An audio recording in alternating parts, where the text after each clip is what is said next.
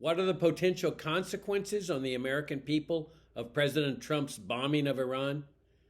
Join Richard Ebeling and me in this week's Libertarian Angle as we examine that question.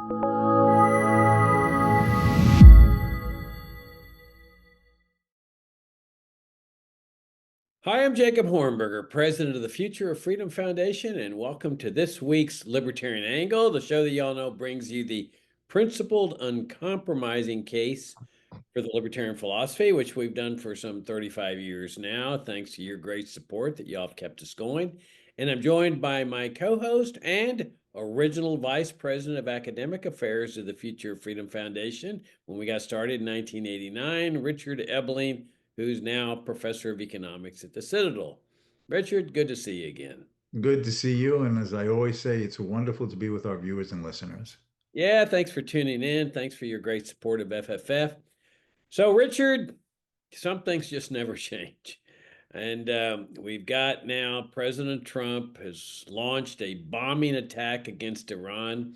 I don't get it, Richard. I mean, President Trump ran on the same platform that he ran in before the first time, that he was anti-war and he wasn't interested in starting any new wars. And of course, his supporters are saying, well, this really isn't a war. This is just bombing their nuclear facilities.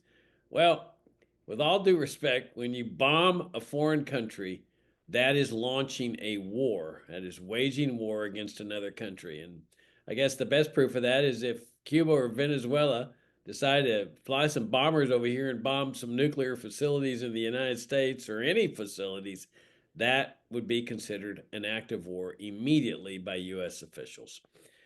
So there's lots of different aspects here, the political aspects. Why did Trump change his position again? There's the declaration of war problem where Trump is acting illegally. I mean, he's a lawbreaker. The Constitution is a external law that we, the people, place on the president and on the entire federal government. I mean, they enact laws and expect us to obey their laws, but the Constitution is our law that we impose on them. We should be expecting them to obey our laws the way that they expect us to obey their laws. And one of those laws is the president cannot wage war or initiate war against another nation state without a declaration of war from Congress. This is the way the framers wanted it. This is the way our ancestors wanted it. They did not want the power to declare war and the power to wage war both in the hands of the president. That's the law. It's the external law that we, the people, put onto the federal government and the president. And President Trump is a lawbreaker. I mean, there's no way to deny that. Now, nobody's going to punish him for it. The Congress certainly isn't going to impeach him for breaking the law. The courts are not going to stop him from breaking the law. So he gets away with it. But a lot of people get away with breaking the law. But I think it's important to point out that he is breaking the law with respect to what's going on here. Uh, and then there's the whole concept, Richard, of foreign interventionism and empire that we have opposed since the beginning of this foundation. One of the first books we published that you principally edited, we co-edited, but you were the principal editor of The Failure of America's Foreign Wars. That this is our founding foreign policy was non-interventionism. And our founding governmental system was a limited government republic. But look what we have and have had for all of our lives, really. A national security state combined with a foreign policy of foreign interventionism that really makes life unsafe for the American people. I mean, now, Americans have to be careful when they travel overseas, given the fact that the U.S. government has furnished much of the weaponry, if not most of the weaponry, that the Israeli government has used in Gaza. Now you've got this attack on Iran. So there's anger overseas for American travelers, totally unnecessary, because these are not America's fights. These are other people's fights. And then there's now the ever-present risk of a major terrorist attack back on American soil, which, of course, if that happens, enables the national security establishment to expand its control even more. A new Patriot Act, reinforced airport TSA, the surveillance schemes again, and then the ever-present threat now under President Trump of suspending habeas corpus and due process, which are really the necessary prerequisites in terms of civil liberties to a free society. So all of this is just to say, Richard, I don't think it's Trump so much as the problem here as the systems that we have in place, and I've been emphasizing that for many years now. What do you think? Well, like I sometimes try to do, let me sort of place this in historical context. The last time that the Congress was requested uh, to make a major declaration of war against a foreign country was following the attack on Pearl Harbor, when Roosevelt went before Congress the day after December 7th and requested a declaration of war against the Empire of Japan. And then a couple of days later, uh, Hitler decided to declare war on the United States in his alliance with Japan. And Roosevelt went back one more time and asked for a declaration of war against Nazi Germany, since they had declared war on us. But there's been no declarations of war of a similar nature since the Second World War. And again, in Roosevelt's time, was this clandestine violation of neutrality and the limits on the activities of the commander-in-chief when we are not in war, because it was Roosevelt who was making secret agreements with Winston Churchill in 1940 and the early part of 1941, who was escorting through U.S. destroyers British convoys going across at least the western part of the Atlantic to try to screen them and protect them from Nazi U-boats, even though we were not at war and therefore putting U.S. naval vessels in harm's way. And in fact, one or two conflicts occurred in which Roosevelt tried to use that as a pretext to have Congress declare war against Germany.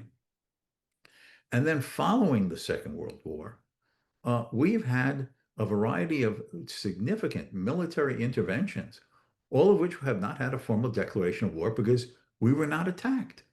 The first significant one was, of course, the Korean War in 1950, which ran for 3 years until 1953. The North Koreans invaded South Korea, and Truman instructed General Douglas MacArthur, commander of American forces in occupied Japan, to proceed to defend the South Koreans. And his only fig leaf of legitimacy was that he went to the Security Council, and due to the circumstance that the Soviet ambassador was not present at that meeting and therefore could not have the Soviet veto, which the superpowers have in the Security Council, a resolution was passed saying that the UN was now going to defend South Korea and asking the United States, or calling upon the United States, to be the primary lead in the United Nations police action. But no declaration of war, and we were not attacked.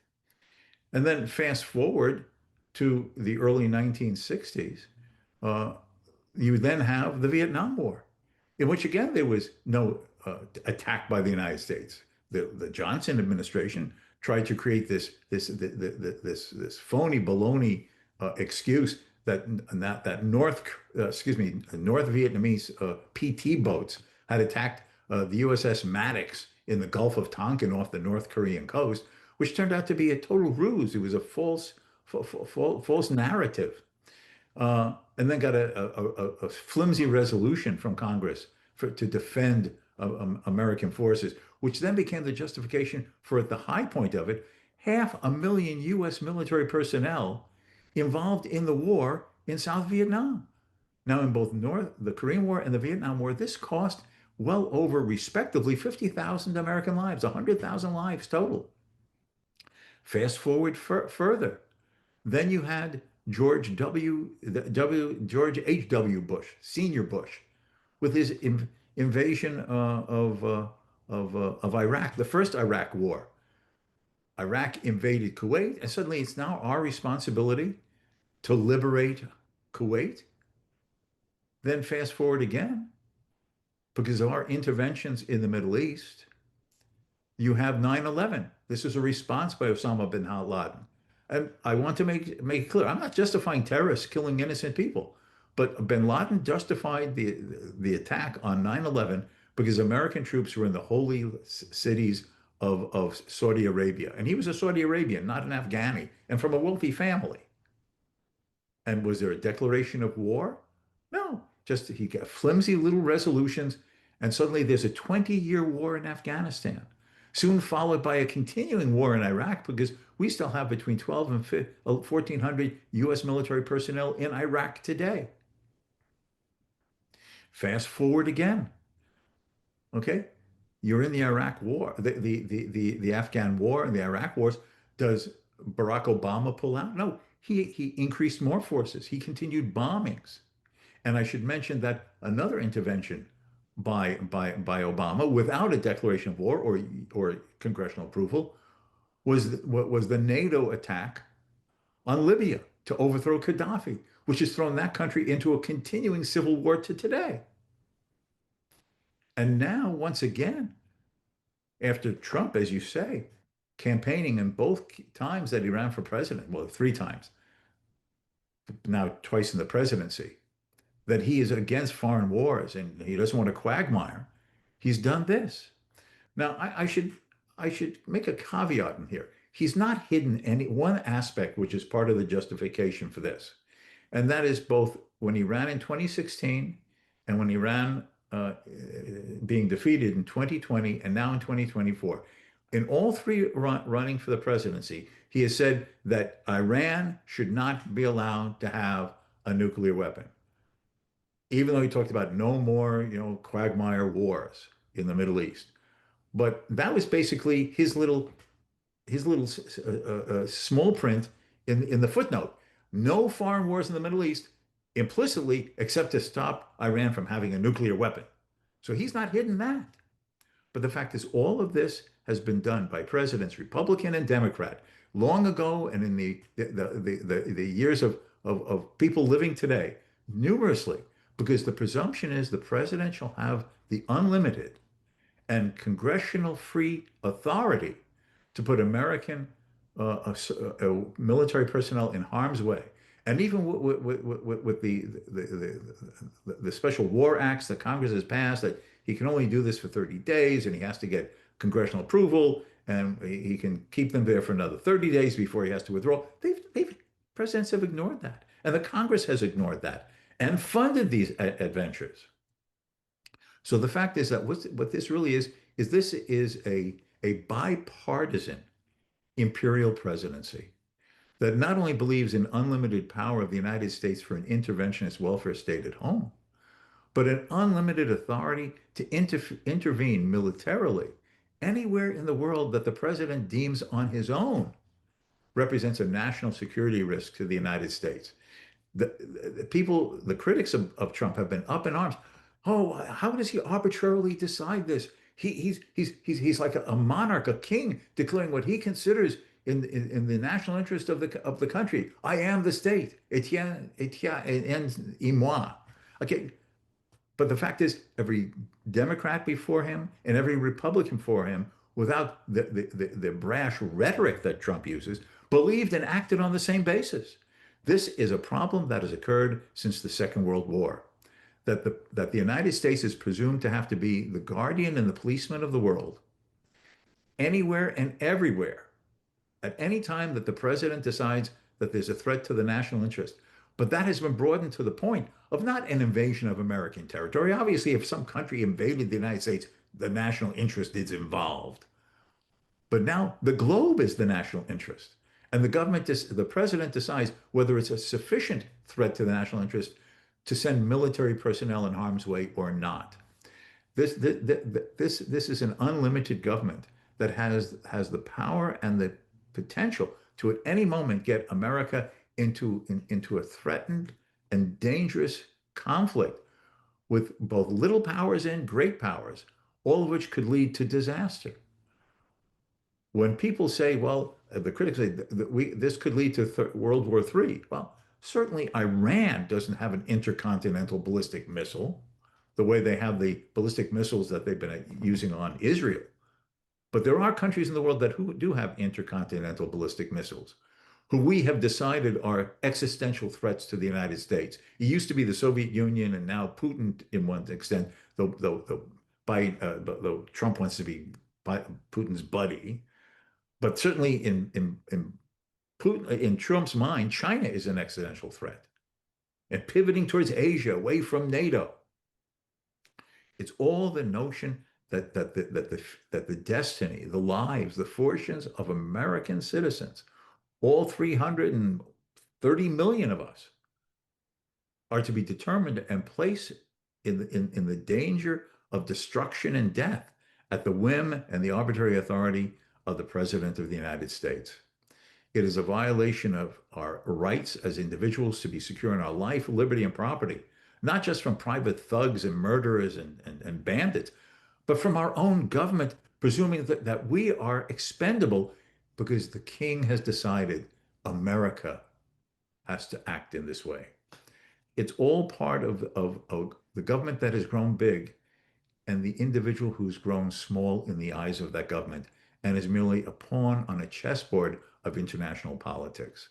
That mindset, that attitude, that elitist notion, whether they be Republicans or Democrats, conservatives or modern liberals in the American political spectrum sense, that America has this power that we should feel obligated to use when the president decides it, and he's viewed as the arbiter of these things.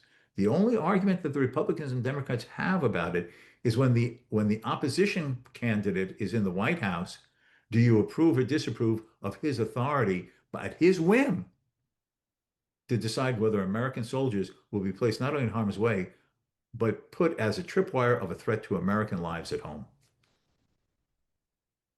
Well, you're absolutely right with respect to the power of the presidency, especially in our lifetime. I mean, it really is an imperial presidency. And it's kind of interesting that Americans seem to be picking up on that with this no kings protests.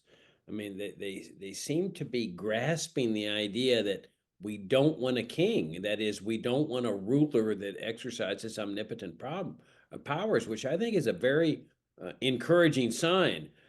Because it's not just with respect to launching this war. We've seen it in the tariffs, where Trump just unilateral sets tariffs willy-nilly. Today, 100% tariff. Tomorrow, 10% tariff. Next day, 30% tariff. He just does it on his own, which is essentially setting taxes on the American people without congressional consent, because that's what a tariff is. It's a sales tax on imported goods.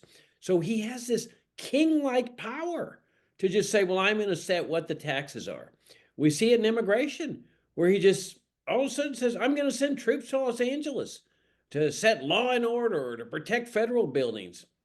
That's what a king does.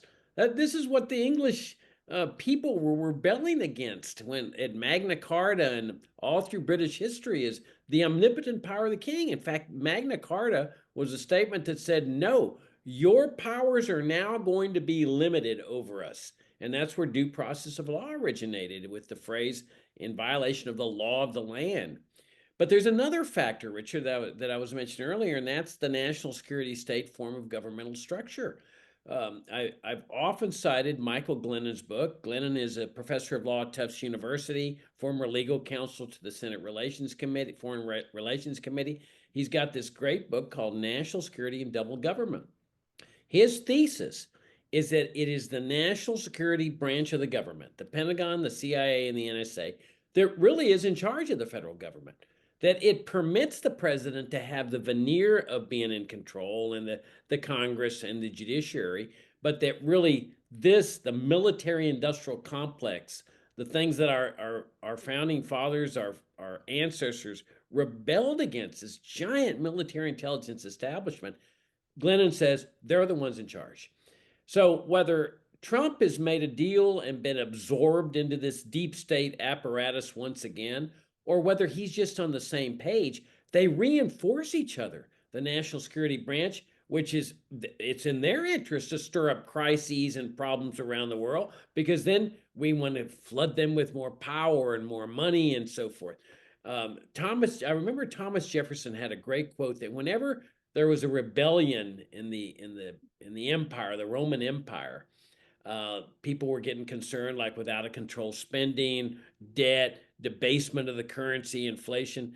that the Roman emperors would and the Roman state would stir up a crisis with a foreign enemy in order to get everybody to rally around the flag. And it seems to me there's a lot of that going on. And when you were talking about the historical context, I was also thinking about the historical context of what's with Iran, where it was the CIA as part of this national security branch of the government that had that coup in 1953 that destroyed Iran's democratic system. They had a good system.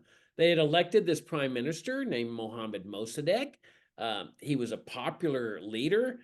He was Time Magazine's Man of the Year. This was their democratic system. And the CIA goes in there and destroys it and installs the Shah of Iran, which was this brutal dictator. The CIA helps train his national police force, which was a combination CIA, FBI. Brutal. Treated the Iranian people in these torture centers, prison camps, suppressing dissent. It was a brutal tyranny that the CIA helped train his national police force called the Savak.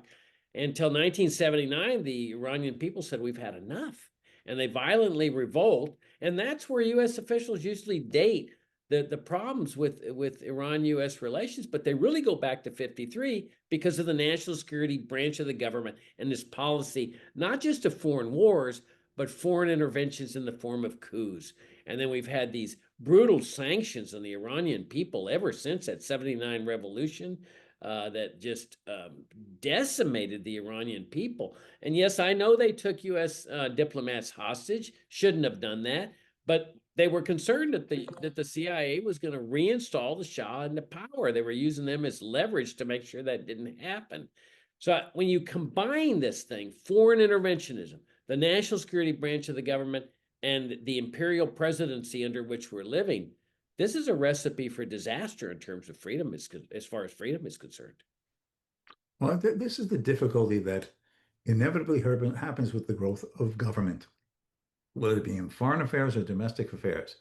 It inevitably requires a growing and massive bureaucratic structure. Manage, supervise, plan, spend, tax, oversee, regulate. And once you have this huge bureaucratic apparatus, professional bureaucrats, and again, whether it be the warfare state or the welfare state, they then come to have their own interest, separate from the rationales that others used as the justification to set up these departments, bureaus, and agencies.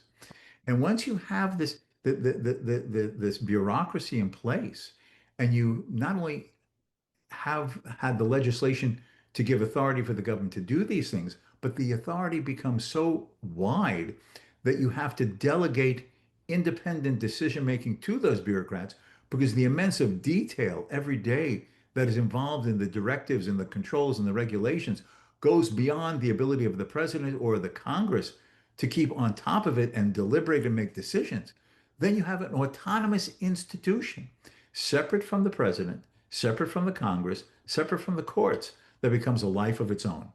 And it's that permanent bureaucracy, whether it be on the military side or on the domestic welfare state side, that becomes like a Frankenstein monster. It has been created and now it threatens everything. And to break that is a difficult and troubling matter. Absolutely. But there's when you put all this together, you've got the dangers to the American people, both economically and civil liberties wise. In other words, they stir up these crises overseas and they create these official enemies that frighten the American people. And that's their intent. They've got to keep people scared, frightened, agitated, so that people will be willing. I mean, in a democratic system, you have to induce the people to surrender their liberties. And so they do that with all these foreign threats and crises that they themselves oftentimes stir up. So Russia's the official enemy. China's the official enemy. Syria used to be. North Korea to a certain extent. Cuba will always be. Venezuela, illegal immigrants, drug dealers, terrorists, Muslims, whatever. But they've got everybody looking externally. Boy, the threats out there, and we are the obstacle. We are the ones keeping you safe from all these terrors out there. Well, there is nothing out there that really is a big threat to the United States in terms of an existential threat. They have created this notion that there's threats. The biggest threat, Richard, and our ancestors understood this, to our freedom and well being is our very own government. I mean, they are the ones that have the out of control spending right now. And it's mounting. We've got $37 trillion debt, and it's climbing. It's getting worse and worse and worse. This cannot end well. We've got a monetary currency, the paper dollar, that has been debased decade after decade after decade. In other words, they are damaging us economically. And then they use all these crises like 9/11 to destroy our civil liberties. That's how we got the Patriot Act and the TSA at the airport and the illegal surveillance schemes. And now with the war on immigrants, we've got threats on due process of law, habeas corpus. It is our government that poses the greatest threat to our freedom and well being. And our ancestors understood that. That's why they had this constitution of limited powers for the president that has now been broken. And that's why they had the Bill of Rights to protect us from the entire federal government, including what would become a national security state, which they rejected.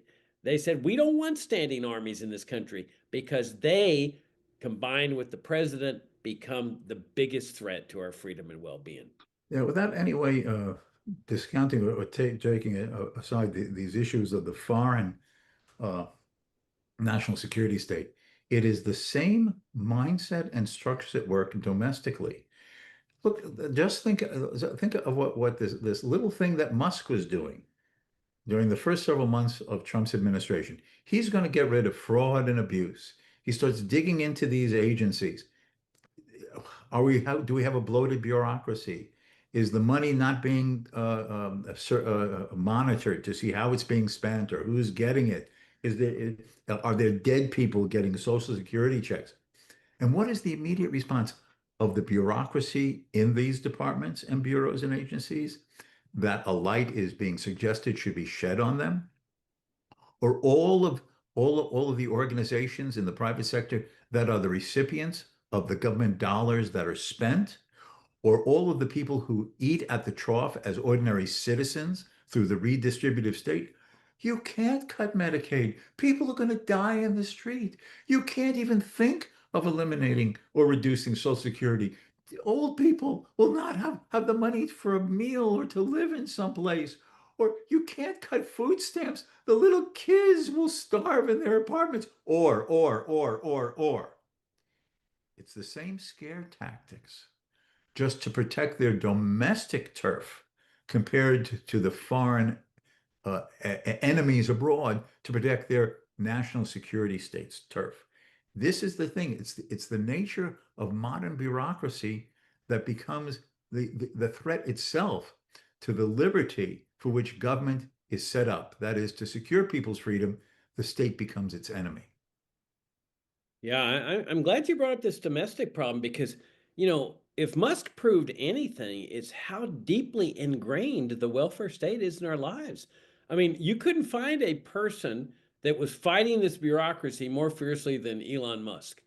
And they prevailed, Richard. I mean, Yes. I just read an article by a woman that works for some teachers union or some teachers federation where she said, we're getting paid for doing nothing in the Department of Education, and it's time to restore us to our jobs.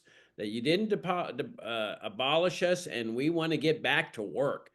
They won, Richard. The bureaucrats won, the Yes. bureaucracies won, the system won. And it shows you it's this cancer on the body politic that is very, very difficult to excise. And then when you mount that up with the debased currency, the debt that's growing, the national security state bureaucracy, which is really the most fortified bureaucracy, how do you get rid of the national security state, the Pentagon, the CIA, and the NSA? How do you convince people to get rid of this empire of domestic and foreign military bases when every congressional district is dependent on some military installation? I mean, this is what I keep saying is that Donald Trump can never make America great, and it's no slight on him. Nobody can make America great under these systems. These were horrific mistakes that the American people made: the welfare state, the national security state, the war on drugs, the paper money system, the Federal Reserve, the war on immigrants. You put all these together, and it's just a disaster. You know, the historical pattern of this has been seen before. In the 18th century, the French government was fiscally out of control. Uh, the ordinary citizen was taxed. The government spent for wars and the luxuries of the existing bureaucracy and the king's court, huge deficits, mounting debt. And then the king appointed the governor of a French province, a man named Turgot. And he attempted to dismantle these things, cut government spending, reduce the regulations, in case abolish many of the regulations, both domestically and internationally, break the network of special interest groups, and all of those who are eating at the trough of the royal uh, uh, uh, feed turned against Turgot. The existing bureaucracy, special interest groups, the landed aristocracy who had privileges, favors, and they prevailed. And the king, after a very short period of time, moved Turgot. And then around 1776, 77, this madness went on: deficits, debt, inflation, until finally 1789 came about. And that was the French Revolution. And it led to the destruction of France through revolution, terror, and war. Now, that doesn't mean that America has to follow that course. But when you see embedded special interest groups, particularly in an embedded bureaucracy that dominates the system and controls everything and will do everything in its power to prevent their hands being taken off from the levers of control that would make them lose their positions of privilege and status in the political system, they will fight tooth and nail to keep it. And they'd rather bring down the system than give it up at their expense. Okay, well, I know we're over time, but there's one more point that I think we can emphasize, and I'm going to defer to you. But where does that fantastic book that both of us read when we were first discovering libertarianism, called Fiat Money in France by a guy named White, fit into all this? Yes, Because that's also that was Dixon White. What was his first name? Henry or Harry Dixon Andrew White? Dixon White. Andrew Dixon White. Fiat Money, Inflation in France. It is an excellent little book. It's not long. It's less than 100 pages, if I recall. It was long kept in print by the Foundation for Economic Education. I'm sure it can be downloaded as a free PDF because it was written in the 19th century. But what he does, he traces out how the French Revolution had its origin, to a major degree, in the financial excesses of the French government, the budget deficits, the mounting debt, then the turning to the printing press, and then during the French Revolution, basically a hyperinflation that was then matched with wage and price controls, and it destroyed France. Okay. On that note, well, let's end up on a positive note. At least there's an antidote to all this, and that's the libertarian philosophy. Libertarianism is the greatest philosophy in the history of man. It really holds the key to extricating America and really the world from this entire status morass. So on that note, Richard, we'll wrap it up. As always, I greatly enjoyed the visit. Sorry that we went over time for you guys. Thank you for tuning in. Thanks for your support of FFF. And Richard, I look forward to seeing you next week. Until next time.